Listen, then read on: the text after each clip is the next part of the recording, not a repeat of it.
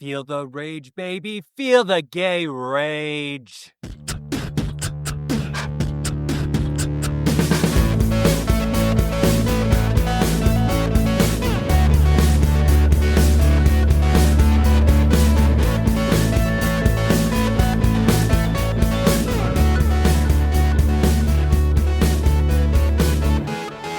Hello, my LGBTQTs, and welcome back to another episode of A Jaded Gay.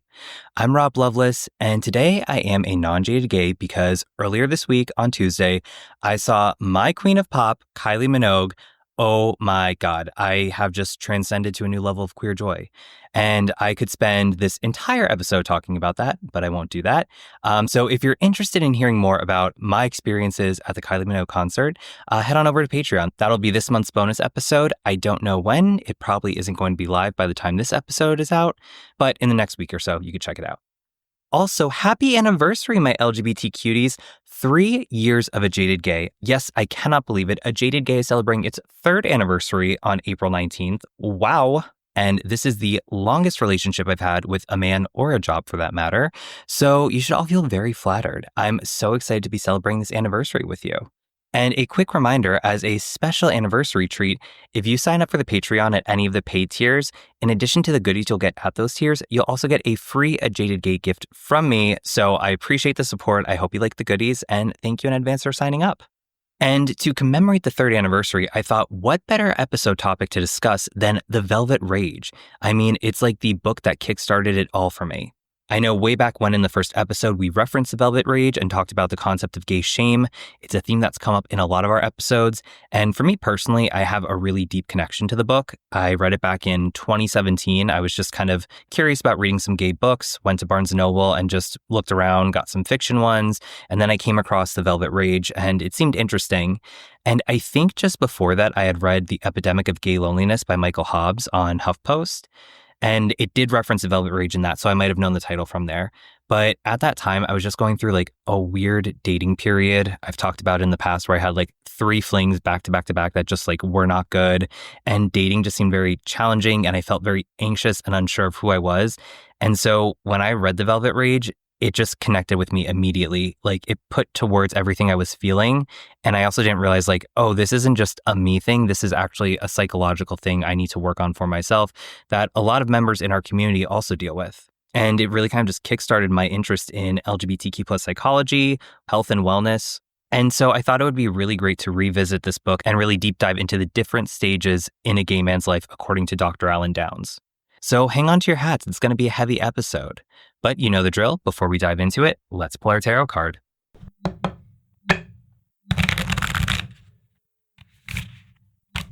Oh, we've got a jumper. So a jumper refers to when you're shuffling the tarot deck and a card jumps out at you without you pulling it. It's supposed to be a sign that the universe is giving it to you, but in my case, it might just be that I'm a terrible shuffler. But regardless, our jumper for this episode is the Sun. It's a major arcana card, so this is indicating something big. It's number 19 in the major arcana, and in numerology, we add double digits together, which gives us 10, and that represents the completion of a cycle. And if you add 1 and 0 together, you get 1, which represents the individual or the start of something new. Because when one chapter ends, a new one begins. And with those numbers in the major arcana in mind, the Sun is also tied to the Magician and the Wheel of Fortune, which are numbers 1 and 10 respectively. The Magician reminds us that we have all the elements at our fingers to create what we want to, and the Wheel of Fortune tells us that our fortune is constantly changing. So when things are good, they may not last that way forever. But also, when things are bad, we won't be stuck in those circumstances forever.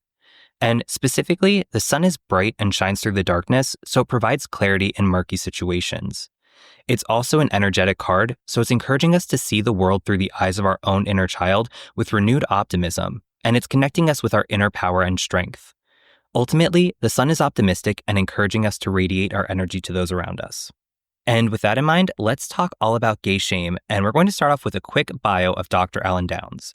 So he is a former corporate executive turned clinical psychologist and an openly gay man.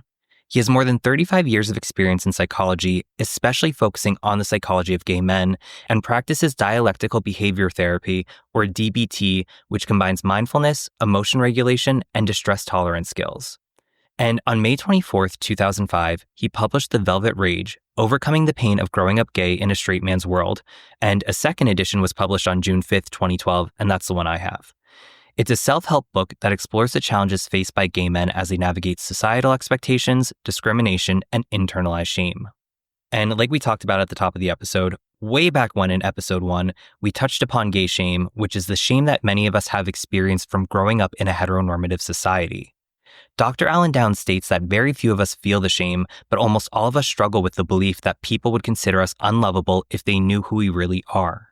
And this belief stems from hiding the secret of our sexuality, but even after we come out, this belief may manifest from the fear of showing the authentic parts of ourselves that may not seem perfect. So, as a result, many gay men try to earn love through validation to escape the pain of believing that we're unlovable. In fact, Dr. Alan Downs states that this belief is both the creator of the fabulous gay man and his destroyer. And while homophobia can be cured, shame can last our entire lives if we don't work to eradicate it. And he clarifies that gay shame is not embarrassment over being gay, but the belief that being gay is a quote-unquote symptom of a flawed psyche. And Dr. Alan Downs outlines a 3-stage model that describes the journey of navigating gay shame, which he observed in almost all the gay men he's worked with. And these 3 stages are overwhelmed by shame, which is when the gay man may remain in the closet and is fearful of his sexuality, compensating for shame, and is when the gay man tries to neutralize his shame by being more successful, outrageous, fabulous, beautiful, or masculine, and cultivating authenticity, where he begins to build a life that is based on his own passion and value instead of trying to prove that he is desirable and lovable. And it's important to note that not every gay man will progress to this final stage. In fact, I believe Dr. Alan Downs asserts that many gay men may remain trapped in that second stage of compensating for shame. So with all that being said, he wrote The Velvet Rage to help gay men achieve this final stage of authenticity. Now, a little bit of background to paint the picture of the trauma many of us may have experienced from growing up gay. First off, our natural desires and sexual selves were not validated, which led us to form the core belief that we were unacceptably flawed by being quote-unquote different. Think of it this way. Straight boys developed their sense of sexual self by taking girls out on dates, which was validated by their family, friends, and society at large, and so they came to accept this as part of themselves. However, for us gay boys, we didn't have that experience. We recognized that we would not receive validation if we went on dates with who we truly wanted to go on dates with. So either we repressed that, or we played the part of being straight and took girls out on dates so that we'd fit in. This was an inauthentic action on our part, but we received validation for this. And Dr. Alan Downs says that this validation for gay men was meaningless because we were play acting. As a result, this led us to develop a pseudo-self which wasn't a natural growth of our abilities, desires, and intelligence. We learned that we could earn validation from others if we kept our true selves hidden from them. Unsurprisingly, this doesn't lead to the development of an emotionally healthy man, which is why maybe we've encountered some gay men who seem to be frozen in time, undeveloped, or even emotionally immature. Or maybe we recognize that behavior within ourselves. Anyway, Dr. Alan Downs goes on to say that the young gay boy who learns to fake out everyone and act straight becomes starved for authentic validation. And this authentic validation is absolutely necessary for a strong sense of self. And if we're receiving adequate amounts of authentic validation, then shameful comments or feelings have little impact on us. However, since many of us didn't receive authentic validation, we grapple with gay shame, which can be debilitating. In fact, it can cause us to withdraw and hide away in an effort to cover up our mistakes. And so, because shame is so distressing, we become highly motivated to avoid feeling it via 2 tactics. The first is to avoid situations that evoke feelings of shame, and the second is to elicit validation to compensate for the shame. Now, since many of us didn't develop the ability to self-generate authentic validation, we often go through our daily lives feeling invalidated. In fact, since we are very vulnerable to shame, and because it is so easily triggered within us, we become hyper-vigilant in avoiding shame and seeking validation. And this leads to inhibited emotions, which are feelings that we successfully avoid and don't allow ourselves to feel. Now, Dr. Alan Downs states that rage and shame are 2 inhibited emotions that are especially problematic for gay men. Since we don't allow ourselves to feel these emotions, we aren't aware of how significantly they affect and influence our lives. After all, when we repress our emotions and bottle them up so frequently, they're bound to surface eventually in unhealthy and sometimes intense ways, which can lead us to making illogical decisions. So with that in mind, let's dive deeper into Dr. Alan Downs' 3-stage model of gay shame.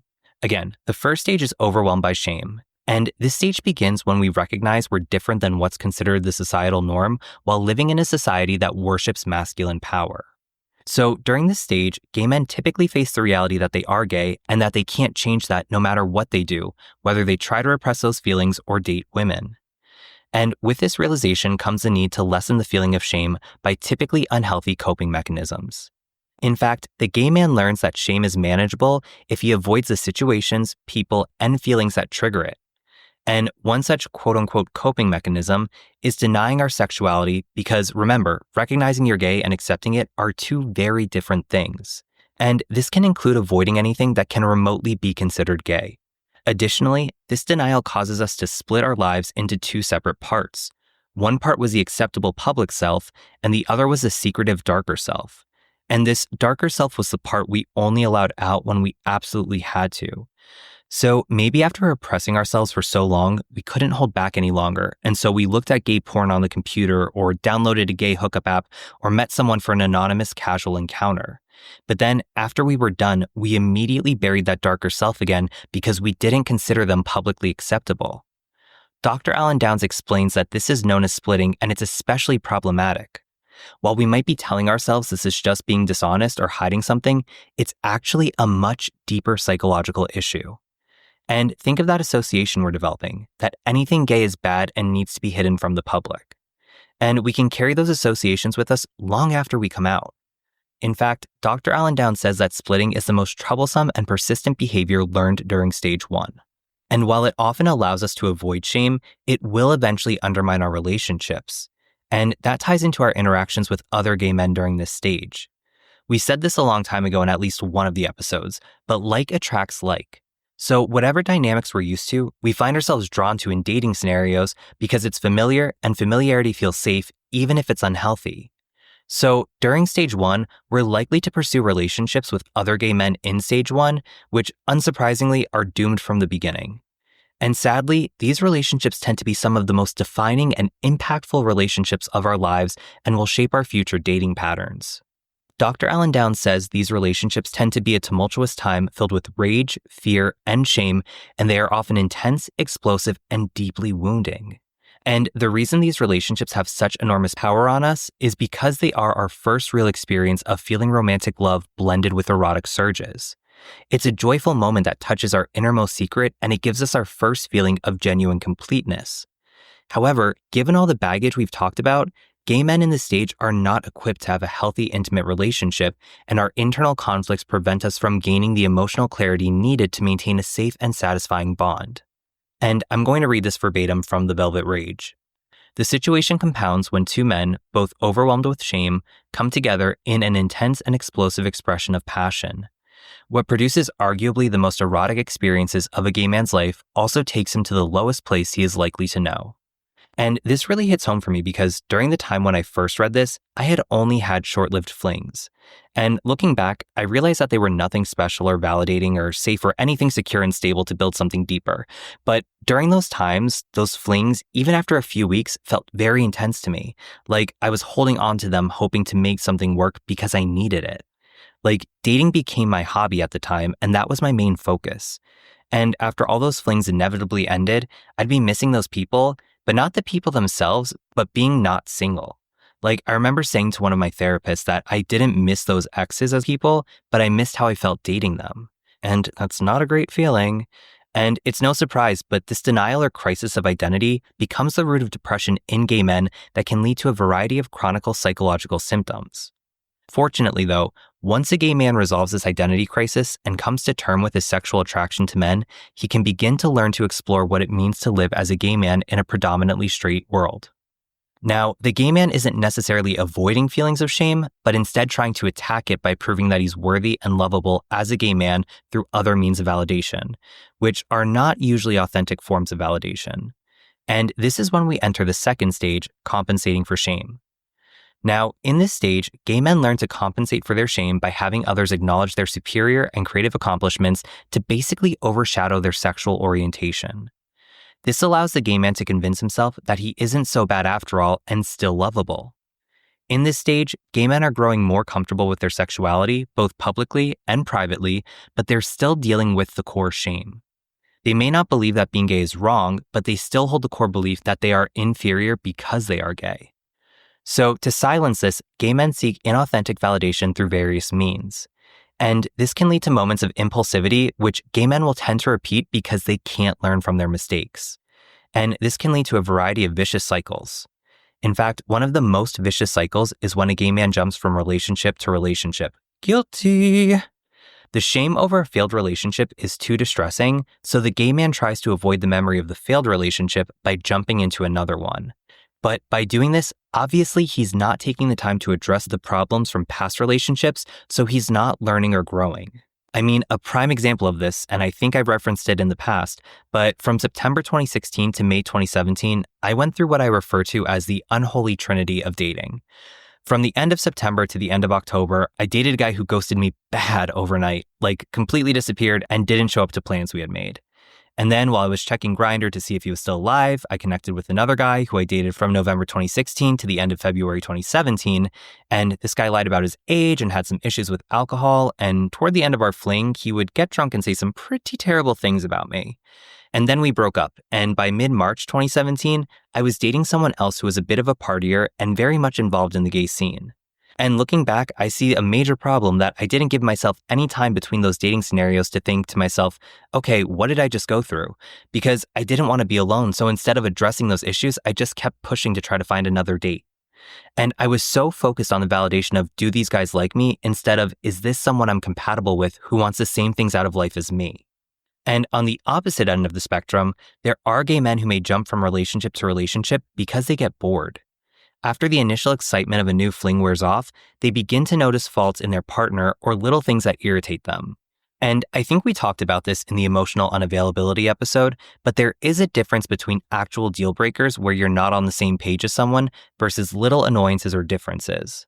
But going back to the vicious cycle, once the excitement is gone from a new fling and those things pop up, the gay man may get bored and jump to the next fling until that sense of excitement inevitably wears off too. And regardless of whether the gay man goes from failed relationship or is guilty of jumping to the next fling when things cool off, they are bound to experience some form of relationship trauma at some point, such as betrayal, abandonment, or even abuse. And when that happens, the gay man might develop relationship hopelessness and decide that this cycle is all that relationships will ever be for them. This can lead him to deciding that relationships are too much work and avoid romantic intimacy altogether. Like we said, those early relationships with other gay men in stage 1 are very impactful. And oftentimes, they steal our innocence from us about what kind of relationship we could have with our lovers. And since many of us didn't have healthy gay role models of successful, happy, and loving gay relationships, we may lose hope that we can ever find genuine romantic relationships to be in. We still crave it, but we lose the hope that that craving will ever be satisfied. So, to avoid loneliness, the gay man may seek out brief sexual encounters. And in these situations, he's really just emotionally distracting himself from feeling lonely by chasing someone. The problem with this is that sex is then viewed as an emotion regulation method that is used for a temporary mood boost. And if we don't learn to manage our emotions and learn to confront our loneliness, sex can become a process addiction. Now, that's not the only process addiction gay men may face in stage 2. Some may spend all their money to have the fanciest things, others may throw all their time into the gym and remaining beautiful, and some may abuse substances. So to get past this, gay men must learn to manage their emotions in a healthier way to leave these addictions behind that stem from the vicious relationship cycle we talked about. And fortunately, this cycle can be broken by learning to tolerate and reduce shame via learning from past relationship mistakes. This allows gay men to carefully examine and understand those past mistakes to reduce the shame going forward instead of avoiding it altogether. And when gay men eventually reach the end of this stage, they begin to question the meaning of the lives they have built through inauthentic validation. In fact, the bridge between stages 2 and 3 is kind of an identity crisis. During this time, relationships may end, career choices will be questioned, and friendships may even be dismissed. Eventually, the meaning of life the gay man built is now rejected, revised, destroyed, and reinvented. And this is when the gay man officially enters stage 3, cultivating authenticity. During this stage, shame is no longer the driving force in the gay man's life. And Dr. Alan Downs claims that this stage begins with a vague sense of freedom and awareness of confusion because everything that once felt familiar to the gay man now feels somewhat foreign. In fact, there is a growing awareness that his life must be slowly redefined in all aspects. And this often manifests in gay men leaving the quote-unquote gay scene. They don't feel the need to spend all their time in gay bars or on apps trying to pick guys up or attending every high-profile gay social event. And this period of time can be described as ongoing ambiguity, where nothing is really certain except for the fact that previous ways of avoiding shame no longer interest the gay man. So bye-bye bathhouses, dance clubs, and one-night stands. And while the gay man might still be interested in financial or career success, it's no longer as attractive as it used to be. During this time, there may also be an increased understanding that the roots of our trauma come from being a man in a hyper-masculine culture and being a gay man in a predominantly straight world. The gay man recognizes that these factors have made having a healthy relationship extremely difficult, and they have a desire to relearn everything they know about relationships in order to make them work successfully. For example, I no longer go on dates with guys just because they wear snapbacks, have tattoos, and bad attitudes. And that, my friends, is called growth. But going back to the velvet rage, the gay man may look back on past mistakes and dating patterns, and so during stage 3, he begins reflecting on the relationship trauma he likely encountered during the first 2 stages. And we probably have all faced some form of relationship trauma in our lives. In fact, Dr. Alan Downs states that it's rare that gay men make it from young adulthood into middle age without suffering at least a moderate relationship trauma. So when gay men approach stage 3, they accept that they've experienced past relationship trauma and work to find ways to diminish its effect on their lives. Now, you may be wondering what constitutes as relationship trauma. And Dr. Alan Downs outlines 4 primary types, which include betrayal, abuse, abandonment, and relationship ambivalence. Now, those categories, while broad, are pretty straightforward. In fact, we covered abandonment issues and attachment styles in previous episodes. But I do want to dive a little deeper into betrayal, which Dr. Alan Downs states is the most devastating form of relationship trauma, which can take years or even a lifetime to heal from. Now, while I think we can all understand what betrayal is, an interesting result of experiencing this is relationship hopelessness. And according to Dr. Alan Downs, this is present when a gay man stops believing that a relationship can be fulfilling. While he may still have crushes and flings, he never allows them to transition to long-term relationships. In fact, when Dr. Alan Downs encounters relationship hopelessness in a gay male client, he works with them to usually discover at least one betrayal which remain clear and vivid memories. So during stage 3, we want to work to overcome relationship trauma, and when it comes to betrayals, it's both simple and complex to heal from it. It's as simple as accepting the betrayal happened and that it's not a reflection of us being unlovable. However, this is obviously easier said than done. But even though it's difficult, we need to work on accepting the following 2 things. 1, all men, and gay men in particular, have shortcomings. And 2, betrayal is a product of the betrayer's woundedness and not our fault. In other words, it's okay that we're not perfect because no one is. And if we were betrayed, it's not because we weren't perfect. It was because the other person was still in an earlier stage of shame, and their woundedness is what caused them to betray us. And obviously, if we want to form a relationship free of betrayal, then we need to address our woundedness, and also we need to find a partner who is actively working on healing their emotional wounds as well. Otherwise, we continue the cycle of hurt. We date wounded men who aren't interested in healing, who betray us, and reinforce our relationship hopelessness, which prevents us from choosing healthier partners. So if we're healing from betrayal, let's shift the mindset from what did I do to deserve this to how can I prevent this from happening again? Now, moving on to another form of relationship trauma, the ambivalent relationship. This is more subtle and occurs when a partner is warm and caring at times, and then once he senses his partner drawing closer emotionally, he backs off and becomes emotionally distant. And to me, this kind of mirrors a bit of what we talked about regarding the fearful avoidant attachment style. And while the ambivalent relationship may lack drama that's typical of other relationship trauma, it still can be just as wounding in the long run. And that's because there's no consistency. The partner woos and seduces, but when their partner gets too close, they back off and may even push them away and criticize them. But once they fear they're losing their partner, they'll go back into wooing and seducing them and then repeating the cycle. And Dr. Alan Downs says that the traumatic wounding from an ambivalent relationship is a slow but steady process that causes the recipient to question his ability to function in the relationship. He also claims that ambivalent relationships are just as damaging as virtually any form of physical or emotional abuse, but sometimes even more so because on the surface level, the relationship may seem safe, but in reality, it isn't. And the back and forth and ups and downs of these kind of relationships slowly tax away at a gay man's emotional resources. So in stage 3, when the gay man overcomes his relationship trauma, he begins to build his life free from shame and emotional pain. And this process allows him to find genuine contentment from things that bring him joy. And those things that bring him joy are usually things he's passionate about. In the past, he may have focused on finding pseudo-joy through substance abuse, casual sex, or superficial things, but now he's free to find what he is authentically passionate about. And Dr. Alan Downs defines passion as the repeated experience of joy in doing something. It's important to note that this consistently brings feelings of joy. So again, looking at harmful cycles in the past, the gay man may have felt fearful of relationships from past relationship trauma, so he avoided emotional connection. And when he felt lonely, he'd search for a quick hookup. But after the fun is over, he feels shame or may go back to his avoidance of emotional connection and isolate himself until he feels lonely enough to find another casual encounter and repeat the cycle. So while this may have brought him fleeting moments of pseudo-joy, gay men in stage 3 find activities that consistently bring joy. Maybe it's something as small as gardening or taking walks outside or trying new restaurants. Regardless of what the outlet may be, there are 3 aspects to creating and prolonging joy. Number 1, make yourself vulnerable to joy. 2, notice when you feel joy. And 3, repeat the behaviors that create joy. Now, with that in mind, there is an important distinction between validation and joy. Early in the stages of gay shame, the gay man would pursue validation to defend against shame. But in stage 3, the gay man has discovered his passion and pursues it not because it brings about validation, but because it brings about joy. Sure, there may be validation from the joy. For example, if writing brings you joy and you write a book, you might receive compliments on your achievement. But the main focus of the writing isn't the validation of achievement, but the joy the gay man receives while writing. And in addition to finding our authentic passions, we need to honor our love and integrity so we can find contentment in life.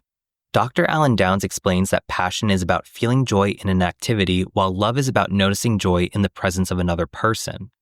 However, for a lot of us, it's been hard to achieve love since we were driven to avoid shame. Like we talked about, a lot of us didn't learn to counter shame, so instead we avoided any source that resulted in it. Since we feared we were gay, we avoided being vulnerable with other men, especially gay men, to avoid the shame of being labeled gay or effeminate because men aren't supposed to have feelings. And while we may have later acted on our attractions to other men, that was more physical. In fact, Dr. Alan Downs states that during stages 1 and 2, what we think is love is actually more of an appreciation of another person who assists us in some way in our quest to avoid shame. So we need to really understand what qualities in another person bring us joy, because when we are mindful of experiencing authentic joy with someone, that's when we'll truly be able to feel love. And lastly is integrity. And this is pretty straightforward. This means we're integrating all parts of ourselves in our gay identity and living in a state of being undivided. We're living authentically, and we're no longer hiding parts of ourselves or splitting. And this goes back to the episode on code switching we did last year. Now, this can be challenging even for gay men in stage 3, since we've spent so much of our lives hiding unpleasant truths. But really, we need to take the lessons we've learned in past episodes about self-care, self-kindness, self-confidence, and really channel those so that we can begin to live more authentically in all aspects of our lives. And I know this is all really heavy, but I think it's important to be mindful of the concepts in the Velvet Rage so we can all work to be healthier gay men. Like I said, this book had a profound impact on me when I first read it back in 2017, and it helped me recognize some of my own unhealthy behaviors. And it's kind of become the inspiration for me to promote more awareness around LGBTQ+ mental health issues and challenges, not just for myself, but to also spread kindness in my own local LGBTQ+ community. And hopefully it does the same for you too. So after you're done listening, definitely go out and buy this book, The Velvet Rage by Dr. Alan Downs. I cannot recommend it enough, and you'll be glad you did. And connecting it back to the tarot, the Sun, again, this is a major arcana card that's bringing clarity to confusing situations. It's a very energetic card, so it wants us to take action, and it's encouraging us to really see the world through the eyes of our own inner child with renewed optimism. And as it relates to the Velvet Rage, we talked about a lot of trauma we've experienced from childhood, from the earliest moments when we recognized we were gay. For myself, that was probably around the age of 12. And looking back, I feel very sad about the things that I worried about and that I carried with me as a child, because when I was 12, that's just all I knew. And that's how I move forward in my life. But in hindsight, I realized that's a lot to carry as an adult, let alone a 12-year-old who's still a kid and figuring out life. And while it can be easy to feel jaded and like you might have been robbed of moments in childhood, I think addressing the challenges raised in the Velvet Rage can allow us to really reconnect with our inner child and reframe some of those situations we've gone through. You know, an example of this that I have is unrelated to my sexuality, but when I was a kid, I was a straight A student. And in fourth grade, I remember I got a B+ on my math test. And I came home and obviously showed it to my mom, and she wasn't happy about it. And it wasn't a reflection of me. It's because there had been some issues with this math teacher in particular. She taught math a different way. So she said, you know, I don't teach regular math. I teach my version of math. And when I was struggling with math and my mom tried to show me how to do it, I would say, no, I'm not supposed to do it this way, even though it was the right answer. And my mom saw that I was struggling with it, and she was upset seeing that I was upset over it, because she knew that me being a straight A student, this wasn't a reflection of my ability, but about how this teacher was teaching. But in that moment, when she saw the B+ on my test, she said, B's are average, you're not average. And now as an adult, I laugh about this with her, because now as an adult and knowing the context of that, I can obviously look back and see, okay, my mom was frustrated with the math teacher, and that's what that statement was coming from. But as a fourth grader, I'm thinking my mom's angry at me because I didn't get a perfect A on this. I need to do better. And that's just a quick example. In the larger context of our sexuality, I think there are a lot of moments where we weren't affirmed as children. And I think because of that, we grew up to feel flawed or imperfect because of something that's very natural to us. And so now that we're adults, hopefully we're being kinder to ourselves and more empathetic to our lives and what's going on around us. Maybe we can take the lessons of the Velvet Rage and the Sun to kind of look through the world again through the eyes of our inner child and reframe those painful memories we might have to remind ourselves, okay, this happened, but it's not because I was flawed or anything I did wrong. It's because society wasn't ready to accept me yet. And I think that can help kind of plant the seeds to help us heal as we continue on our journey of emotional well-being and healing. And again, while this is a heavier topic to talk about, the Sun is ultimately a super optimistic card, and it's really about spreading positivity and happiness and joy. So I think if we take into consideration the lessons that Dr. Alan Downs has outlined in the Velvet Rage and really work on healing, we can move to a sunnier time in our lives where there's more positivity and joy for us, especially that queer joy. We can just celebrate our existence and feel contentment in our lives without having to seek the superficial validation from others. And as we become healthier gay men, we can also radiate that energy to others in our community and help spread the kindness to them as well to really help support our community as a whole. So happy anniversary, and thank you all for listening. I cannot tell you how much I appreciate you being on this 3-year journey with me, and I'm excited to see where the future goes with the podcast. So as always, thank you for all the support. If you have any questions or feedback, you can reach out to me, rob@ajadedgay.com. Please remember to rate, review, and subscribe. 5 stars only. I greatly appreciate it. And since it's our anniversary, why not post a little nice, like happy anniversary post on social media like all those gross straight couples do? I'd love to see that. I'd love to spread that sunlight and joy to me. I'd love it. And tell your friends to check us out too. For more information about this topic, episode resources, blog posts, links to merchandise, socials, all that fun stuff, you can visit the website at jadedgay.com. You can connect with the podcast on Instagram, TikTok, SoundCloud, and YouTube at @jadedgaypod. You can follow me personally, Rob Loveless, on Instagram at Rob_Loveless. Also, if you're feeling generous, consider supporting the podcast on Patreon for as little as $1 a month.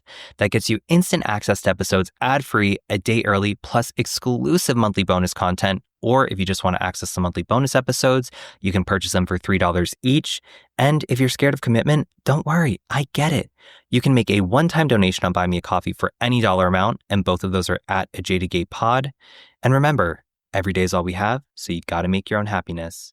Bye!